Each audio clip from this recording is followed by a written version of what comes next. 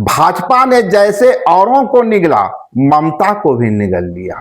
ममता finish और operation Hemant की शुरुआत। ममता बनर्जी का जाना, ममता बनर्जी का किला ध्वस्त होना सीएम हेमंत के लिए खतरे की घंटी। बकरे की मां खैर कब तक मनाएगी, और सामने जब कसाई रस्सी लेकर खड़ा हो। Give a dog bad name and hang him.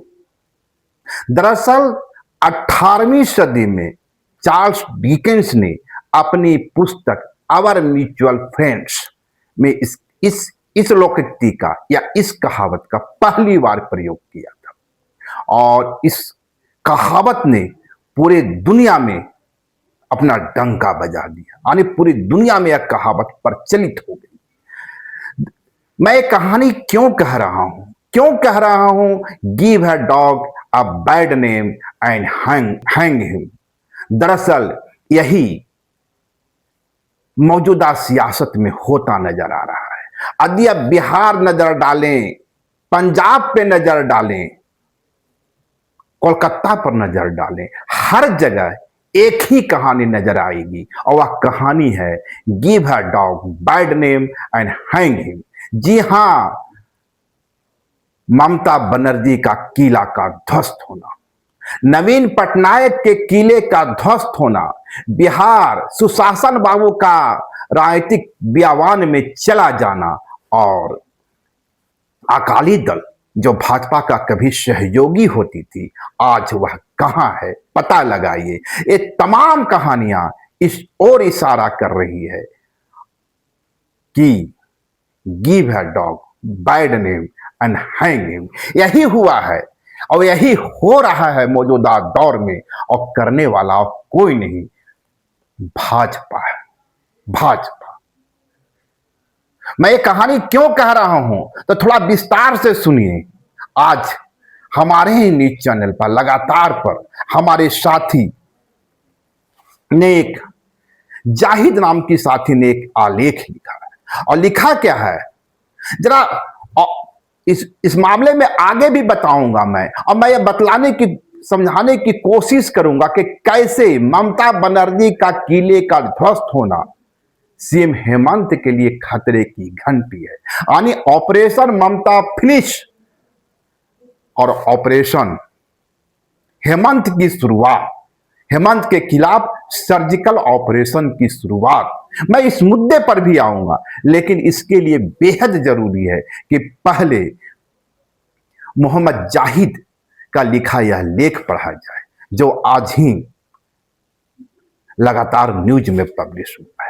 वे लिखते हैं, भाजपा ने जैसे औरों को निगला, सुना आपने, भाजपा ने जैसे औरों को निगला, ममता को भी निगल लिया। नवीन पटनायक हो या नीतीश कुमार, एकनाथ शिंदे हो या हेमंत बिश्व शर्मा, दूसरे विरोधियों को निपटाने के लिए, भ्रष्टाचार का साथ के लिए, भ्रष्टाचार के मामले काम आए, दूसरे साथियों को निपटाने के लिए भ्रष्टाचार के मामले काम आए। केजरीवाल आरोप से ही निपटा दिए गए। आप नहीं मानना चाहें तो मत मानिए, और ममता को सत्ता की ताकत से निपटाया गया। इनके बीच में कई और नाम हैं, लेकिन खास ममता बनर्जी हैं, और जो नीतीश की ही तरह और कांग्रेस से भी दोस्ती और विरोध के दम पर सत्ता में बने रहे। स्वार्थी, दल बदलू, राजनीतिज्ञों और तमाम दूसरों की सहायता से मोदी जी सत्ता से चिपके हुए हैं। ममता बनर्जी ने करीब 29 साल पहले 1997 में कांग्रेस को तोड़कर मुकुल राय के साथ मिलकर तृणमूल कांग्रेस बनाई थी। तो उन्होंने सीपीआई और सीपीएम को ध्वस्त करने के लिए, कांग्रेस को खत्म करने के लिए भाजपा को पश्चिम बंगाल में एंट्री दिलवाई थी।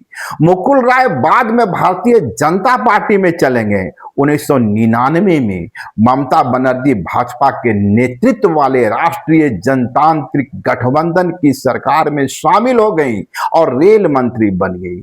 2001 के शुरुआत में जब ऑपरेशन वेस्ट एंड के जरिए रक्षा सौदों में रिश्वतखोरी का बड़ा मामला उजागर हुआ तो ममता बनर्जी एनडीए की सरकार से अलग हो गई।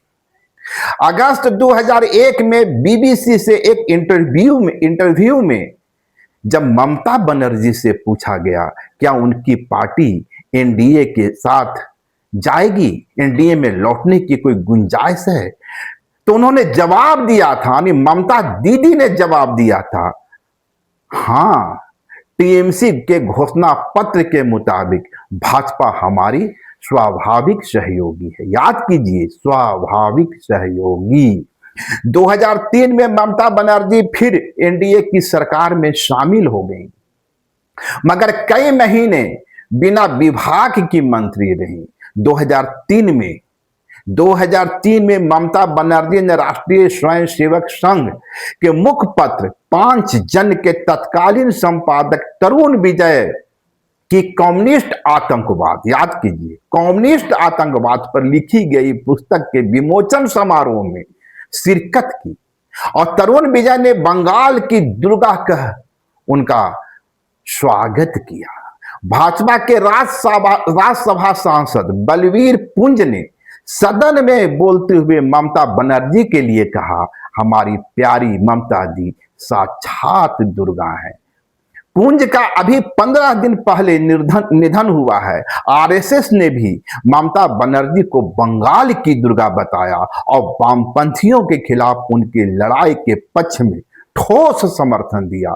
ममता बनर्जी ने एक भाषण में आरएसएस के मोहन भागवत, शेषाद्रीचारी, मदन दास देवी का जिक्र करते हुए कहा, मैं राष्ट्रीय स्वयंसेवक संघ के बहुत ज्यादा नेताओं को नहीं जानती हूं, मगर उनमें से कुछ से व्यक्तिगत तौर पर मिली हूं। आप लोग सच्चे देशभक्त हैं। मुझे मालूम है आप अपने देश से सच्चा प्यार करते हैं। 2012 में आरएसएस के मुखपत्र 5 जन ने ममता बनर्जी की सादगीपूर्ण जीवन शैली की तारीफ करते हुए लिखा और कहा कि ममता उन बिरले राजनेताओं में है जिन्होंने राजनीति का इस्तेमाल पैसा कमाने के लिए नहीं किया। काश कि देश को ऐसे ममता की तरह ज्यादा से ज्यादा राजनेता मिले होते। 2019 में ममता बनर्जी ने एनआरसी और सीए के खिलाफ बहुत से आंदोलन किए, मगर जब सीएए पर संसद में मतदान हुआ तो टीएमसी के 8 सांसद रहस्यमयी तरीके से गैर हाजिर रहे और इस वजह से विधेयक पारित हो गया। ममता बनर्जी ने सांसदों को माफ कर दिया, उनके खिलाफ कोई कार्रवाई नहीं होगी। 27 जनवरी 2020 को जब भाजपा सरकार के तत्कालीन वित्त राज्य मंत्री अनुराग ठाकुर ने अपने भाषण में गोली मारो आगे तो मैं नाम लूंगा नहीं नारे लगवाएं तो टीएमसी के नेता शेख आलम ने सीएए का विरोध कर रहे प्रदर्शनकारियों पर मुर्शिदाबाद में गोलियां चला दी। गोलियां 2017 में भाजपा से चले गए मुकुल राय 2021 की विधानसभा के पहले टीएमसी में वापस आ गए और ममता ने उन्हें खुशी खुशी शामिल करा दिया। चुनावों के दौरान मुकुल ने पत्रकारों से बातचीत में कहा, BJP is equal to TMC. जुलाई 2022 में ममता बनर्जी ने उपराष्ट्रपति के चुनाव में विपक्ष की उम्मीदवार मार्गरेट अल्वा का साथ देने से इनकार कर दिया। बाद में ममता बनर्जी ने के सांसदों ने मतदान में हिस्सा नहीं लिया, अब्सटेन किया ने गैर हाजिर रहे। जगदीप धनखड़ जीत गए, जिन्होंने बंगाल का राज्यपाल रहते हुए ममता दीदी का जीना हराम कर रखा था। अभी सितंबर 2022 में ममता बनर्जी ने आरएसएस की दिल खोलकर प्रशंसा की, कहा संघ में बहुत से अच्छे लोग हैं, संघ अच्छा संगठन है।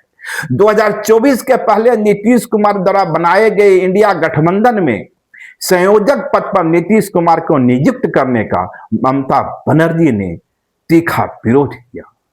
नीतीश कुमार खीन होकर भाजपा के साथ चले गए। 2024 के लोकसभा चुनाव में ममता बनर्जी ने इंडिया गठबंधन के साथ चुनाव लड़ने से इनकार कर दिया और 2024 में लोकसभा चुनाव में नरेंद्र मोदी फिर से चुनाव जीत गए। और इस तरह BJD, BSP, SS, JDU, TRS, YSR, PDF, PDP, LJP, आप और टीएमसी को वही अजगर खा गया। समझे बात को? बीजेडी यानी बीजू जनता दल, बीएसपी यानी बहुजन समाज पार्टी, जदयू बताने की जरूरत नहीं है, टीआरएस तेलंगाना की जो पार्टी है, वाईएसआर, पीडीपी जो कश्मीर की पार्टी है, एलजेपी रामविलास पासवान वाली पार्टी, और आप के बाद टीएमसी को वही अजगर खा गया। अजगर कौन? यानी भाजपा। ममता बनर्जी जो बोई अब वही काट रही हैं। इंडिया गठबंधन तोड़कर उन्होंने बोया वही काट रही हैं। अब उनकी पार्टी के सांसदों का राघव चड्ढा होना तय है। राघव चड्ढा होना समझते हैं? यानी आपके 7 से 7 सांसद चले गए भाजपा के साथ, तो कल तृणमूल कांग्रेस के सांसद कहां जाएंगे? क्या वे ममता का साथ छोड़कर भाजपा के साथ नहीं जाएंगे? तो मैं इस कहानी को क्यों सुना रहा था? यह कहानी का कुल सारांश यही है, कुल निचोड़ यही है, और निचोड़ यह है कि जिसने भी भाजपा का साथ दिया, किसी भी उद्देश्य से दिया, अपने विरोधियों को खत्म करने के इरादे से ही क्यों नहीं किया। ममता बनर्जी को जब वामपंथियों का किला ढाना था, तब उन्हें आरएसएस सबसे बड़ा देशभक्त संगठन लग रहा था। वह आरएसएस की गुणगान कर रही थी, और आरएसएस को जब यानी भाजपा को जब लाल दुर्ग ढाना था, वामपंथियों का किला ढाना था, तब भाजपा को या आरएसएस को ममता में दुर्गा नजर आ रही थी। उसकी सादगी की प्रशंसा की जा रही थी, उसकी चप्पल, उनकी साड़ी की प्रशंसा की जा रही थी। लेकिन जैसे ही वामपंथियों का किला ध्वस्त हुआ, ममता आंखों की किरकिरी बन गई। हालांकि उसके बाद भी ममता भाजपा के साथ गलबहियां करने की कोशिश करती रही, लेकिन ममता भाजपा ने कहा नहीं, तुम्हारा दौर अब समाप्त हो गया। ठीक उसी तरीके से जिस तरीके से नवीन पटनायक का दौर समाप्त हो गया। नवीन पटनायक भी हर जरूरत पर भाजपा के साथ खड़े नजर आए। लोकसभा में जब भी भाजपा के सामने बहुमत का आंकड़ा का संकट आया, बीजेडी उसके साथ खड़ी रही। और नीतीश कुमार इंडिया गठबंधन के निर्माता, जब उन्हें ममता के विरोध के बाद इंडिया गठबंधन का संयोजक नहीं बनाया गया, तो वे भाजपा के साथ चले गए और फिनिश हो गए।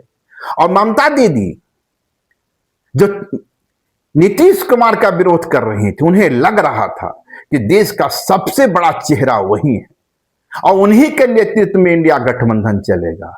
ममता दीदी भी फिनिश हो गई। एक एक कर वे सारे लोग फिनिश हो गए जो कभी भाजपा को खाद पानी डाला करते थे।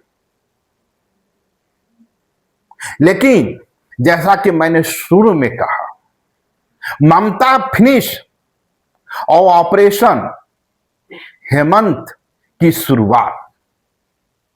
मैं ऐसा क्यों कह रहा हूं? कल भी मैंने इसकी चर्चा की थी कि दरअसल ममता बनर्जी का जाना, ममता बनर्जी का किला ध्वस्त होना सीएम हेमंत के लिए खतरे की घंटी है। खतरे की घंटी इसलिए है कि जिसकी शुरुआत मैंने की थी, गिव है dog bad name and hang him, यानी यदि किसी को भी